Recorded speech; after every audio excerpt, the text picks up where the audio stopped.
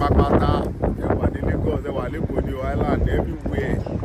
Ìbàdàn ní Ọ̀ṣun Èkìtì tẹ máa ń wá sí ẹjọ́ pẹ̀lú Ọlọ́run bẹ́ẹ̀ mo fà àwọn tó nílẹ̀ Yorùbá mo fi bẹ̀ ẹjọ́ ẹ ṣàánú mi ẹ bá mi patronize Bíọ́lá Ẹrù ẹjọ́ ẹ bá mi patronize Bíọ́lá Ẹrù juice store tó wà ní Solebo Estate ní Kòròdú ẹjọ́ ẹ bá mi ṣe bẹ́ẹ̀ ẹ fi pọ́n mi lé ẹjọ́ yìí tèmi ẹ bá mi pọ́n Bíọ́lá Ẹrù lé o ẹ bá ti wọ Ìkòròdú ẹ kàn béèrè pé bo ni